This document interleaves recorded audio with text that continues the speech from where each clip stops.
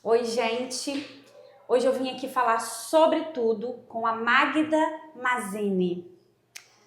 Bom, estamos no Outubro Rosa, né? Trabalhamos a conscientização do câncer de mama. E a Magda, em 2020, recebeu um diagnóstico de câncer de mama. E ela veio aqui conversar com a gente. Magda, eu já vou começar com uma pergunta difícil, mas você é tão leve, que eu acho que vai ser tudo muito fácil. Pode perguntar tudo que você quiser. Como você recebeu? Foi um exame de rotina? Como foi? Como você recebeu esse diagnóstico? Em 2020, na verdade em 2019, eu senti um nódulo na minha mama direita. Eu sentia Exame ele. mesmo, autoexame. Não, foi assim, aqui na escola, as crianças às vezes vinham me abraçar, batia a cabecinha no local e eu comecei a sentir uma dor, e aí eu apalpei. Não foi no autoexame, eu só apalpei porque eu senti. E eu senti um nódulo na mama direita. E fui na ginecologista imediatamente. E fiquei tratando mais ou menos o ano de 2019 todo como um nódulo benigno de água, porque a mamografia até então, que eu tinha feito uma, não acusou um câncer. Aí eu tratei aquilo como um nódulo de água. No final de 2019 para 2020, começou a me preocupar, porque melhorava com a medicação, parece que sumia, depois voltava. E aí eu fui e conversei com a médica e eu pedi para ela se eu poderia fazer uma ultrassonografia para diagnosticar melhor, porque já tinha um ano que eu tinha feito a mamografia. E aí ela pediu. E aí, quando eu fiz, eu me lembro até da data que eu recebi o diagnóstico, foi 8 de dezembro de 2020, e eu terminei todo o tratamento, que a gente vai conversar sobre ele agora, em 14 de dezembro de 2021. Foi um ano de tratamento. Então, assim, eu descobri desta forma, mas eu demorei um pouco para poder descobrir. Então, deu uma metástase na axila. Eu tirei 10 linfonodos e deles 6 comprometidos também já com o câncer. Tá, e você recebe um diagnóstico de câncer de mama. Como você recebeu esse diagnóstico? No primeiro momento é muito difícil mesmo, porque passa um monte de coisa na cabeça da gente, né? A gente pensa assim, vou morrer, como é que vai ser o tratamento, quem vai ficar aqui sem a minha presença, como é que eu vou ficar sem a presença das outras pessoas, né? É um momento muito difícil. E é muito doloroso também você ver as pessoas que te amam sofrendo junto com você. Isso também é muito difícil. Com o passar dos dias, eu até quero relatar aqui uma coisa que eu acho linda que aconteceu comigo, que me deu muita força para seguir o tratamento, que foi assim, na noite, aí depois da ultrassom, que a ultrassom acusou o câncer, eu fui para biópsia, fui para Juiz de Fora fazer a biópsia e tive que esperar 15 dias para chegar o resultado da biópsia. Então, quando chegou o resultado da biópsia, que detectou mesmo que já era um câncer invasivo, né? E o câncer, ele tem vários tipos, né? Ele é classificado em 4 tipos, e o que eu tive foi um luminal B, que a gente pode até conversar um pouco sobre ele, sobre os outros. Que caiu a ficha assim, não, eu realmente estou com câncer e vou passar por um tratamento agora. Então, na noite que eu cheguei de Juiz de Fora, eu me lembro que a minha mãe mora na casa de cima da minha, o meu filho num quarto chorando, minha mãe lá em cima, e eu escutei esse choro de todo mundo, que foi meio desesperador, né? E eu não conseguia dormir à noite.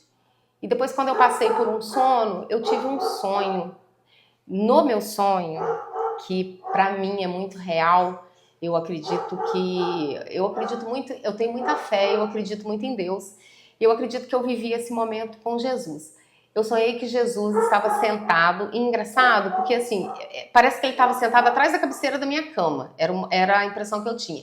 E ele me olhou muito carinhosamente e falou: descansa, porque eu estou com você.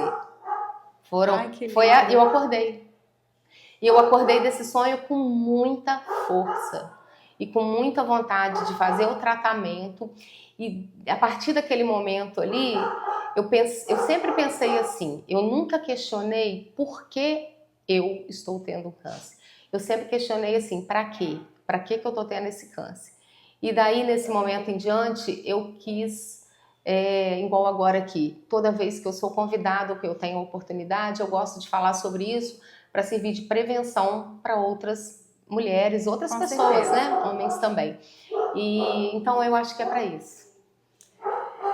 Você teve uma conversa, isso aqui de uma forma muito que você falou que eu posso perguntar tudo. Reuniu a família e calma, vamos trabalhar agora com o que a gente tem e temos isso, vamos lutar aí. Porque se você vê a dor de todo mundo como você viu, eu não sei até onde a gente consegue transformar isso numa coisa boa ou numa coisa ruim. Já que naquele momento você é que está precisando daquela força. Você teve que segurar a barra? Sim, eu até te falo que muitas vezes eu estava mais forte do que quem estava vivendo comigo. Olha. Acredito eu que porque eu sabia tudo que eu estava passando. E quando eu tive o câncer, foi no momento de pandemia, 2020 para 2021. Foi o momento mais difícil da pandemia, onde estava todo mundo isolado. Então, assim, as pessoas que me amam de verdade, da minha família, né, o meu marido, meu filho em casa comigo, minha nora, mas a minha mãe e meu pai, os meus tios que me deram muito apoio, meus amigos, conversavam muito comigo e faziam esses momentos, eu tive isso, foram momentos de vídeos online, porque a presença das pessoas eu não poderia ter por conta da Covid e por conta da gravidade do tratamento. Então eu não poderia pegar Covid, né? Eu peguei, eu não poderia pegar Covid. E então, assim, eu tive que ficar muito forte e passar para essas pessoas que estavam longe de mim que eu estava bem. Então, assim, eu vivi o tratamento, eu ia para quimioterapia, eu e meu marido, que ficou comigo o tempo todo, entrava nas sessões. A gente sabia como eu estava e o que eu estava sentindo ali. Mas as pessoas que estavam longe, muitas vezes imaginavam... O imaginar é doloroso. Então, assim, eu tive muito apoio e é isso que me curou. Foi isso que me curou. Esse amor. Você falou tem vários estágios, uma coisa mais... Explica pra gente. Dos tipos do câncer, tá? No tratamento do câncer de mama, eu gosto muito de estudar e eu gosto muito de buscar. Então eu estudei muito, que na minha cabeça eu penso assim, ainda penso, né? Se eu tenho um inimigo trabalhando comigo, eu tenho que conhecer muito ele, as fragilidades e as potencialidades dele, para que eu possa ser mais forte que ele. Com certeza. Então eu estudei tudo que eu podia sobre o câncer de mama. E eu estava num momento que eu estava em casa, então eu tinha tempo para isso. Né? Não era aquele estudo que me deixava para baixo, que me punha obcecada, não, era algo, eu tenho muito isso comigo, para que eu pudesse me fortalecer. Aquilo que eu começava a assistir que me fazia mal, eu parava. Eu só assistia aquilo que me agradava, né? Eu tenho um tratamento hoje com as minhas médicas que são mastologista, oncologista e ginecologista, e eu converso ainda, né, muito com elas, porque eu estou em tratamento, e aprendi muito. Então, assim, na área da mama, o câncer ele pode ser in situ, que é um câncer inicial, ele ainda não tem metástase, ele ainda não espalhou, ele é menor. Pode ser um câncer luminal A ou luminal B. No meu caso, foi um luminal B. A diferença do luminal A para o luminal B é o tamanho do nódulo e a propensão de invasão que ele tem em outros tecidos. Eles são cânceres hormonais. Eles são desenvolvidos por uma falha, né, nos genes, mas com a propensão do hormônio. Então, e tem o triplo negativo e o HER2. Então, o que eu tive foi o luminal B, que é um câncer hormonal. Hoje eu ainda estou em tratamento, meu tratamento é para 10 anos. Dezembro agora faço 3 anos, já estou indo para o 3º ano bem. Então, assim, para bloqueio de hormônio de estrogênio e progesterona, não posso produzir esses hormônios. Só que essa medicação que eu tomo à noite, que é o tamoxifeno, ela bloqueia os hormônios da mama, mas ela não bloqueia os hormônios de útero, de ovário, então você tem que continuar fazendo, acompanhando. Então, de 3 em 3 meses eu faço uma bateria de exames para acompanhar. E levo na oncologia e na mastologia, né?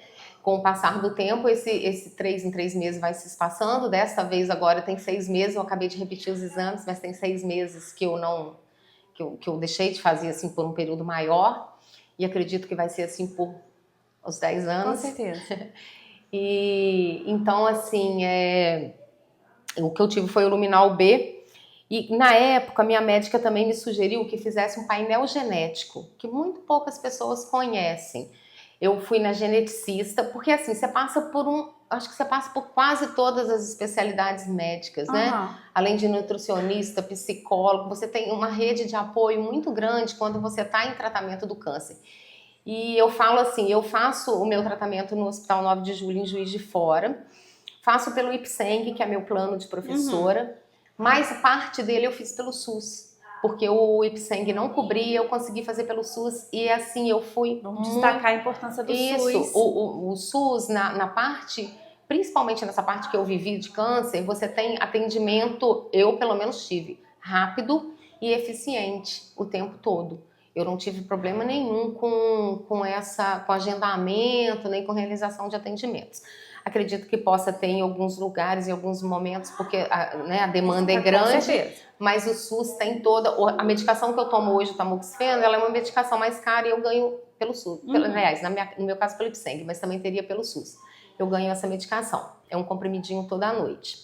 Efeito colateral desse medicação é assim, dor articular e às vezes um cansaço, uma fadiga.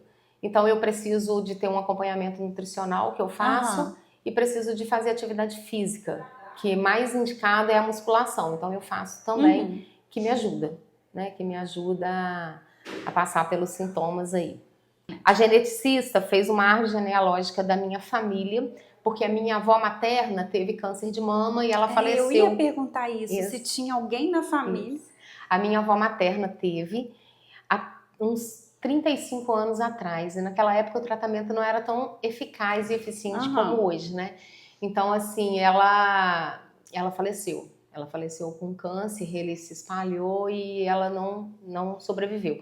Então, assim, só que a minha avó, a influência do câncer que eu tive não veio dela, porque quando eu fiz esse painel genético, que é um exame que a gente faz, no meu caso eu fiz no sangue, mas pode ser a saliva também, vai para os Estados Unidos e eles fazem lá um mapeamento. E quando volta, no meu caso, ela pediu o estudo de 84 genes para ver todas as áreas, né, que ela achava interessante, que tem ligação com câncer de mama, para traçar um tratamento mais eficaz. Então, assim, quando voltou o resultado, voltou que o câncer que eu tive não foi genético, não veio da minha avó. Olha, a gente foi ia hormonal. pensar isso, né? Eu pensei na época. A gente ia pensar pelo óbvio. Eu pensei na época que era. E foi hormonal, então nada a ver. Isso me deixa muito tranquila, porque a linhagem feminina da minha família toda, minha mãe, minhas irmãs, se eu tivesse uma filha, que eu tenho um filho homem, né, mas tenho neta, essa linhagem toda poderia também estar acometida com alguma deficiência nesse gene. Mas não, porque o câncer que eu tive foi hormonal. O meu organismo produziu, né, essa disfunção ali. Meu pai teve também um câncer de intestino. Então, assim, montou todo esse painel genético, fez todo um estudo para traçar o meu tratamento. Quando volta esse resultado, né, e ela me dá, eu tenho uma propensão também, que eu faço um cuidado, que eu não saberia se não fosse esse exame, de melanoma. Eu tenho vamos pensar assim, em 90% a 95% de um câncer de pele. E o tratamento do câncer de pele é um tratamento preventivo. Então, o que eu tenho que fazer? Eu tenho que ir no oftalmologista de ano em ano, por causa da visão, e também no dermatologista para fazer um exame que ele olha, como eu esqueci o nome aqui, com uma lupa, todas as pintas, inclusive tirei uma pinta aqui, a indicação dela só por um cuidado mesmo, que deu benigno, e tenho que usar um protetor solar diário, corpo e rosto. E é isso, é essa proteção. Eu não me empolgo com isso, não. Não fica preocupada? Não, eu faço tudo que eu preciso fazer no tempo certo, sem me descuidar de nenhum exame. Mas não, eu até esqueço que eu estou em tratamento. Aqui na escola eu falo muito com as meninas, às vezes, quando a gente está conversando, vai pegar alguma coisa, evito pegar um peso porque eu fiz o esvaziamento axilar, então não é legal, né? Mas eu até esqueço, quando eu vejo já estou fazendo. Durante o tratamento, você fez a químio, te derrubou demais? Muito. A quimioterapia é a fase mais difícil de todo o tratamento, Flavinha. Em algum momento você achou, não vou conseguir? Eu não vou romantizar, porque não tem nada bonito nisso, né? Eu sou uma pessoa muito positiva. Que eu ia morrer, eu nunca pensei. Até depois do meu sonho, eu sabia que eu ia sobreviver. Mas, assim, foi muito difícil. Em alguns momentos eu pensei que eu não ia conseguir superar aquela dor que eu sentia. Porque a quimioterapia, eu fiz 8 sessões. 4, que é chamada vermelha, por causa da medicação, dá uma coloração lá. E 4 brancas, que é definidas assim, são 2 ciclos, né? Nas 4 vermelhas, quando eu fiz, eu fiquei bem. Eu chegava em casa, eu fazia faxina, eu arrumava a minha casa. Eu fazia quimioterapia hoje. Amanhã eu tava ótima, eu tava até Nem elétrica. enjoo, nada. Nos 2 primeiros dias após a quimioterapia, não, mas depois ficava uma semana. Tive muito enjoo, tive muita dor no corpo, uma dor assim, de ter que tomar um tramol, que é um pouco de morfina, né? Porque me doía muito, e tive mucosite. Nossa, que você já não consegue comer, não um comia. enjoo. Emagreci uns 10 quilos, não comia. Muita dor nas articulações. Assim, o momento da quimioterapia foi muito difícil. Para mim foi mais difícil ainda nas brancas. Machucava assim entre os dedos. A branca seria pior do que a vermelha. Pra mim eu não foi. consigo. Ah, não, para cada pessoa é de um jeito. A minha médica falou assim, você tá indo bem nas vermelhas. Porque eu chegava em casa animada, fazia... Na branca não. Eu ficava dormindo. Tinha dia que eu acordava e pensava assim, nossa, eu já dormi isso tudo. Porque assim, me dava sono, me dava cansaço e me dava dor. Eu só acordava para tomar remédio para dor. Na branca me derrubou mesmo. Mas a vermelha não. A vermelha, quando a médica falou a vermelha é mais difícil, e eu passei por ela, eu falei, beleza, Nossa, vou agora vencer. vem a branca, vou relaxar. Mas pra mim foi muito difícil a branca. Muito difícil mesmo. Você perdeu o cabelo. Sim. Isso te entristeceu? Sim. Porque a mulher tem a vaidade. Não tem como a gente dizer que não. Como é que você lidou com isso? A primeira coisa, quando eu recebi o diagnóstico, foi a primeira pergunta que eu fiz pra minha médica. Vou ficar careca? Foi a primeira pergunta que eu fiz. Não, é da mulher, gente. Porque imaginei assim, vai que meu tratamento é mais leve, né? Eu falei, vou ter que fazer quimioterapia? Ela falou, quimio, cirurgia e radioterapia. Aí eu falei assim, vou ficar careca? Aí ela falou, vai. A médica é a doutora Carolina Teixeira, mastologista, que foi meu primeiro contato. Juiz de Fora. Juiz de Fora. E ela é um anjo. Uma pessoa assim que eu escolhi fazer meu tratamento em Juiz de Fora por causa dela. Eu sabia que ali eu estaria... É confiança. Muito bem assistida. E ela, assim, sempre conversou comigo abertamente sobre tudo. Então ela fala, Magda, tem pessoas que a gente pode falar e tem pessoas que a gente cuida no falar, né? E comigo eu falei com ela, pode me falar tudo. Ela falou, vai ficar careca sim, mas vai ficar curada. Era sempre a fala dela. A oncologista também teve uma fala comigo uma vez que me marcou muito, que eu coloquei, ela decidiu que seria interessante eu colocar um catéter. Eu fiz uma quimioterapia na veia, e aí ela falou assim, vamos fazer essa na veia por causa do tempo. E igual eu tô te falando, foi muito rápido. Numa sexta-feira chegou a biópsia, na segunda-feira eu comecei o tratamento e foi assim. Ela falou pra mim, ele não tá de brincadeira com a gente, o câncer não tá aqui de brincadeira, também nós não vamos brincar com ele. Foi a frase dela. E quando eu coloquei o catéter, era para poder fazer o tratamento de uma forma mais eficaz, sem perigo também de contaminação. Sim. Porque na veia, né, seria. E o catéter é uma mini cirurgia, porque implanta, né, ele vai lá numa veia grossa do coração e você coloca, depois tem uma manutenção nesse catéter. E quando eu fui, ela me falou, o catéter a gente vai ficar com ele de 2 a 3 anos, porque se tiver uma recidiva do câncer, no primeiro dia ela me falou isso, você já tá com o catéter. E eu fiquei com o catéter 1 ano. Depois de 1 ano, eu voltava a Juiz de Fora de 15 em 15 dias para fazer manutenção nesse catéter para ele não infeccionar. E um dia na consulta eu falei para a oncologista, eu falei com ela assim, nossa, não pode tirar esse catéter não, ele me incomoda tanto, eu mexo, eu sinto ele, né? Ela falou assim comigo, pode, porque eu trabalho com cura, eu não trabalho com recidiva. Aquilo me dava muita força, sabe? Eu tive muitas bênçãos e eu tive pessoas muito boas do meu lado o tempo todo. É muito importante. Então, assim, me dava muita força. E aí você perdeu o cabelo. Isso. Quando eu fiz a primeira quimioterapia, a Madu é uma prima do meu marido que me deu toda a assistência. Ela foi comigo no primeiro dia. E é muito interessante falar que eu senti isso na veia e não senti no catéter. é muito gelado quando entra a medicação da quimioterapia. Porque é um processo assim, você chega, você toma um soro para enjoo, você toma um soro para prevenir, para cuidar do seu estômago, e você toma um soro para poder... São 3 soros que eu tomava para poder preparar para a quimioterapia.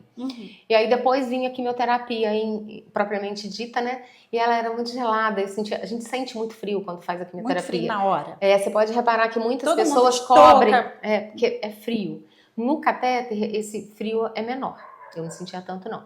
E a minha médica me perguntou se eu queria fazer o uso da touca, que é uma touca térmica gelada, porque você coloca ela e quando você coloca, protege os fios e você perde cabelo, mas você não perde 100% do seu cabelo. E eu perguntei pra ela, não entendo nada, o que você me indica? Ela falou assim, Magda, vai cair o cabelo, vai ficar umas falhas. E a touca, ela é assim, um desconforto muito grande. Você vai sentir muito frio, vai sentir muita dor de cabeça, porque ela é muito, muito, muito gelada. E eu falei, então eu vou decidir que eu não quero a touca não, eu vou deixar o cabelo cair. E aí, eu fiz essa primeira quimioterapia, cheguei em casa já assim, preocupada com isso, né? E ela falou assim, daqui um mês e um pouquinho o cabelo cai. Mas caiu com 15 dias. No dia que eu acordei, uns 15 dias depois que eu passei a escova, e eu tinha um cabelo comprido. Quando eu passei a escova veio cheia de cabelo. O que você Foi sentiu? muito ruim. Eu chorei muito, muito. Fico emocionada agora porque foi um momento muito difícil. Eu chorei muito nesse dia e aí eu começava a fazer assim no meu cabelo e quanto mais eu passava a mão, mais cabelo saía. E aí na hora eu lembro que eu chamei meu marido e a minha mãe desceu também, porque estava na pandemia, ela desceu para ver. E eles me deram muita força nesse momento. Mas assim, eu falei assim, não, eu tô só vivendo esse momento aqui, mas vai passar. E aí eu falei assim, eu vou raspar, eu quero passar a máquina e quero tirar. Você tem o direito de sentir também, né? Não deixa eu eu me sentir permito. isso aqui. Eu me permito. Eu me permiti. Aí eu falei assim, eu quero passar. E eles, não, Magda, espera mais um pouco. Eu falei, não, eu quero. Quer cortar curtinho? Eu falei, não, eu quero passar a máquina, eu quero. E como era a pandemia, e aí todo mundo com medo de eu ir num salão, aí juntou a minha cunhada Renata e a minha prima Madu, e elas mesmo fizeram pra mim. Eu falei, então nós vamos fazer um vídeo. Eu quis. Eu coloquei meu celular, eu falei umas palavras antes, tá até no meu Instagram esse vídeo. E eu cortei, raspei tudo ali. Porque a sensação, onde eu encostava no sofá da minha casa, que eu saía, eu ficava uma mecha de cabelo. Aonde eu passava, eu ficava... E aquilo faz mal, faz mal. Que é uma dor, né, devagar. É uma dor Se devagar. você sentir ela de uma vez só, eu preferi. Talvez seja menos. E aí eu falei, agora eu vou fazer um monte de turbante, eu quero cada dia sair com uma coisa... Ficar em casa ou sair, que fosse com um turbante diferente. Aí eu fiz vários, às vezes eu ficava sem, às vezes eu ficava com turbante. E eu passei por esse processo da quimioterapia com muitas dores. Não foi fácil, foi muito difícil, né? Com o apoio da minha mãe, do meu marido, do meu filho, da minha nora, todo mundo junto comigo ali, que estava mais próximo dentro de casa. Meus amigos, nessa época eu trabalhava na FIC, dava aula lá. E as minhas amigas lá, Beth, Juliana e Georgina, fazia vídeo comigo todo dia, fazia orações e assim, me fortaleceu Esse muito. apoio é Meus importante. tios iam lá em casa, ficavam de máscara, mas de longe, porque eu tenho uma família muito unida e eu sou muito próxima dos meus familiares. E eu tô falando familiar assim, não só marido, mãe, tios, eu sou muito próxima de todos eles. Então assim, eu tive essa corrente, então me fortaleceu muito. Essa corrente é importante demais. O que você diria para uma mulher que acabou de receber um diagnóstico deste? Eu diria que acredite, faça o tratamento o mais rápido possível, porque câncer tem cura. Todos os cânceres têm cura, né? E quando é um câncer metastático, que é aquele que você vai fazer por um longo tempo, o tratamento hoje é muito eficaz. Então, a qualidade de vida que você tem que buscar. Permita-se, né, igual eu falei aqui, permita-se viver o luto, viver o processo, mas não deixe de fazer o tratamento em momento algum. Com certeza. Deixa eu fazer uma pergunta assim. Você tem medo de uma recidiva? Tenho. Muito medo de uma recidiva. Igual eu falei, os meus exames são de 3 em 3 meses. Toda vez que eu vou fazer o exame é uma tensão muito grande na resposta. Apesar de eu sempre ficar assim, vai dar certo, mas eu tenho medo. Tenho muito medo. Por exemplo, estou com meus exames em mãos e dia 16 agora eu vou na oncologista levar lá em Juiz de Fora. Eu já vi todo o exame, por estar 3 anos no processo, eu já tenho uma pequena leitura, porque eu não entendo nada, mas já tenho uma pequena leitura do resultado ali. Mas mesmo assim eu fico muito ansiosa para escutar o que ela vai falar, porque eu fico assim, será que aqui em alguma coisa tem alguma coisa fora do lugar aqui que eu não enxergo? Então assim, é muito tenso para mim. Esse acompanhamento que você faz é só pelo câncer de mama? Não, você procura, ela faz eu não entendo. É um exame que mostra se tem alguma célula cancerígena no corpo todo. É um rastreamento geral. Os exames que eu faço é exame de sangue, e lá no sangue ela pede o hemograma e pede alguns outros exames específicos, como por exemplo o CA15, que é um exame que vê se tem alguma célula do seu organismo desenvolvendo algum tumor, algum câncer. Abdômen total, transvaginal, para ver útero, né, ovário. Já fiz também uma esteroscopia, que é para ver a parte, o fundo do útero, tem um nome que eu esqueci agora, endométrio, para ver o endométrio. Faço pulmão, e faço sangue, abdômen total, transvaginal e pulmão. Esses são os sempre faço esse. Mas se eu me queixo de alguma coisa, aí ela pede, por exemplo, o câncer de mama, como eu te falei que eu gosto de estudar, o câncer de mama, a recidiva dele é muito comum, não é uma coisa assim para todo mundo, mas é muito comum pulmão, na própria mama, né? Pulmão, cérebro e útero. São as 3 locais que ele pode vir com mais, que geralmente dá. Então, assim, ela não pede tomografia do cérebro, a não ser que eu me queixe de dor de cabeça, muita dor de cabeça. E ela sempre pergunta, tá tendo dor de cabeça? E eu sempre tive muita dor de cabeça, então pra mim é comum ter. E aí eu falo, aí eu explico pra ela, fala, não, então não vamos pedir não. Ela já pediu uma vez, porque eu tava tendo muito. Então, assim, ela vai cuidando assim dessa forma. Tem os específicos e tem aqueles que ela pede de acordo com o que eu me queixo. O que você acha desse trabalho de conscientização? Eu acho que assim, o Outubro Rosa ele é importante, mas o que você acha desse trabalho de conscientização? Você acha importante? Muito, Flavinha. Inclusive, eu quero te agradecer muito essa oportunidade de estar aqui hoje falando um pouco sobre isso, que é um dos meus propósitos. Quando eu tive o câncer, eu falo que eu tive, na verdade, assim, porque eu não tenho mais, eu tenho essa certeza. E a gente tem umas frases que a gente vê, né, que a gente conversa muito. Nós temos um grupo de mulheres que tiveram câncer no WhatsApp e a gente conversa muito. E nesse grupo tem médicos, tem oncologista, tem mastologista, tem fisioterapeuta. E é um apoio muito grande que a gente recebe também. E lá eu escuto muitas meninas falando assim, eu nunca tive câncer, porque eu não autorizei ele estar em mim. Ele veio e foi embora. Eu acho isso muito bonito e eu compartilho desse pensamento também. Então, assim, quando eu passei por todo esse tratamento, era uma das minhas propostas. Que, como eu falei, né, eu nunca me questionei por que eu. Até falava, ainda bem que sou eu e não é minha irmã, minha mãe, de verdade, porque eu sou forte, eu me considero forte, eu acho que eu sou forte. Então eu sempre perguntei para quê? Uma das coisas eu penso que é isso. Eu gosto de falar, eu gosto de estar no meio de pessoas e é para isso, para levar essa conscientização. E eu queria até falar dessa importância. O Outubro Rosa, na minha opinião, é um momento muito importante, porque é um momento em que você tem um alerta ali e lembra que pelo menos uma vez no ano você tem que fazer sua mamografia e a sua ultrassonografia, se for possível, né?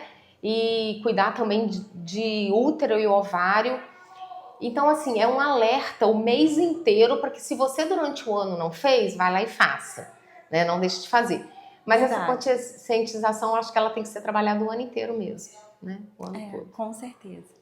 Porque o tratamento, Flavinha, ele é longo, né? Igual eu fiz a quimioterapia, muito tempo. Perdi o cabelo, fiquei careca. Não tenho problema com isso, tenho fotos. Hoje eu não tenho sobrancelha ainda, igual eu te falei lá no início. Não tenho cílio porque não voltou. Não é todo mundo que acontece isso, tá? Na maioria das pessoas volta, mas em mim não voltou. Eu tô aguardando a minha médica dar o ok para que eu possa fazer. Ainda tô pensando muito se eu quero fazer uma micropigmentação, porque eu tenho medo de não ficar bom, de eu não gostar. Então ainda tô nesse processo.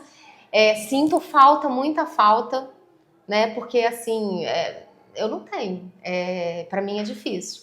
Mas vivo bem assim também. O meu foco está na cura. Eu tô bem, né? E além de tudo isso, tem a cirurgia e tem a radioterapia, que também são processos muito difíceis.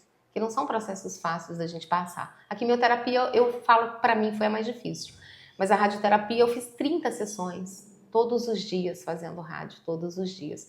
E a radioterapia, ela não é muito conhecida, né? Tem efeito colateral? Tem. Eu te falo que eu não tive tanto. Queima, né? Porque a radioterapia, você faz ela todo dia. Você recebe uma radiação no local onde você está com tumor, no meu caso a mama, todos os dias. Então a pele é muito sensível. Tem também todo um trabalho que você faz assim. Tem um jeito certo de você tomar um banho, de um sabonete que você vai usar, um produto que você vai passar e que tem que passar esse produto porque senão você pode ficar em carne viva. Eu não fiquei assim. Como foram 30, quando chegou na 24ª, 25ª radioterapia, eu comecei a sentir, porque queima. Como se eu tivesse pegado sol demais.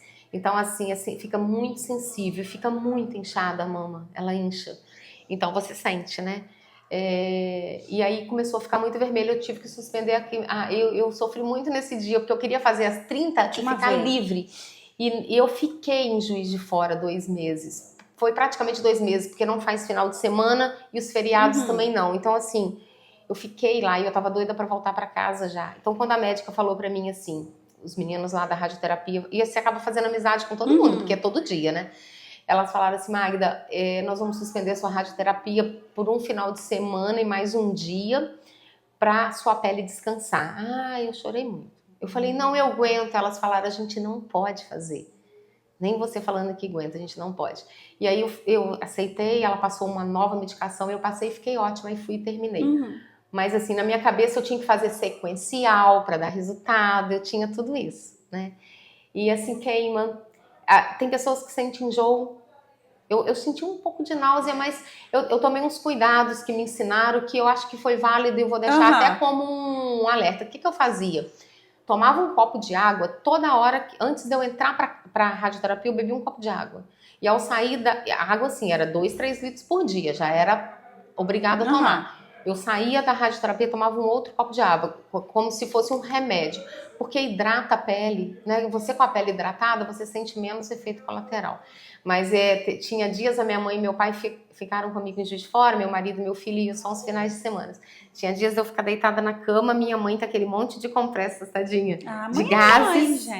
Porque camomila ajuda, reflexo, fazia aquele chazinho de camomila gelado, aí ia pôr as gases assim na mama, e eu, né, toda cheia de gases, costas também, porque também machuca as costas, porque a radiação, eu vi uma reportagem falando que por mais que você tenha um centro ali, não é a mama, mas ele meio que vai em outros. Sim, em outros órgãos, não tanto forte como era na mama, mas é radiação, né? Tanto que quando você entra para fazer, a pessoa que tá ali, né, para poder te preparar, ele te prepara em cima da mesa, né, do aparelho de radioterapia, e depois ele sai, não fica ninguém, a gente fica sozinho. Porque é muita radiação mesmo. Quanto tempo você fica fazendo? 5 minutos. Mas parece coisa rápida. Não, o que demora na radioterapia é até você entrar, se preparar, porque você não pode mexer. Você tem que ficar, porque ele vai vir com a máquina exatamente. Ele já tem todo... Porque a gente faz antes um monte de exame que prepara um programa para você. Ele joga no computador aquele programa e a radiação vai ser localizada exatamente aonde você precisa. Tem gente que tem câncer de mama que precisa do pescoço. Minha foi só nessa região aqui, ombro e mama. E aí você não pode mexer. Eu me lembro que teve um dia que eu não vi que eu mexi, né? Ele foi lá no aparelho, na hora que ele voltou, o rapaz, ele falou assim comigo, senhorita, você mexeu? Eu falei, eu não mexi não, porque eu sabia que não podia, né? Ele falou, não, você mexeu, você desceu um pouquinho. E se eu ligo a máquina, a radiação vai para outro lugar, né? Então, assim, depois daquele dia eu ficava igual uma estátua, não mexia de jeito nenhum. E lá dentro é rápido, porque a máquina faz o giro em volta de você, assim, em 5 minutos. O preparo que é demorado, mas a radiação mesmo que você leva é 5 minutos, mas ela é muito potente, porque 5 minutos faz o 5 efeito. minutos consegue fazer um efeito desse. E você toma essa medicação todo dia e faz o acompanhamento agora de 6 em 6 meses. Sim, sim. 6 em 6 meses está indo lá. Magda, eu quero agradecer mesmo você ter vindo aqui tão à vontade. E olha que eu estava preocupada, porque tem gente que não gosta de falar e a gente tem que entender, tem que respeitar. Sim. E a Magda me deu toda a abertura. Pode perguntar o que você quiser, matar toda a sua curiosidade. Muito obrigada mesmo. Acho que é muito importante isso, esse trabalho de conscientização. Não só em outubro também. Talvez eu não tinha visto por essa sua lógica, que eu achei muito interessante. Você não lembra disso o ano inteiro, não se preocupa, mas tem esse mês para se lembrar. Eu preciso fazer meu exame. Eu escuto de muitas pessoas assim, mas só faz isso em outubro. Não, é o ano todo. Só que o outubro é para te dar esse alerta. Né? E como as outras campanhas também. Sim, né? De prevenção ao um ponto de vista suicídio. interessante. Talvez seja esse o ponto e eu nunca tinha pensado nisso. Muito obrigada mesmo, tá? Você já tá curada. Amém. Você ilumina mesmo, Obrigada. tá? Muito obrigada, sua simpatia, pela sua história. E ela vai voltar, gente, pra contar mais, pra falar, olha, já não estou mais tomando medicação nenhuma. Se Deus quiser, quero voltar. E vai, com certeza. Muito obrigada. Eu que agradeço, tá? Agradeço muito essa oportunidade, porque eu acho ela muito importante. E queria mais uma vez reforçar aqui, estamos no Outubro Rosa, não esqueça dos seus exames, se não fez, faça, porque a prevenção salva vidas, e salva mesmo. Com certeza. Até a próxima entrevista, gente. Tchau.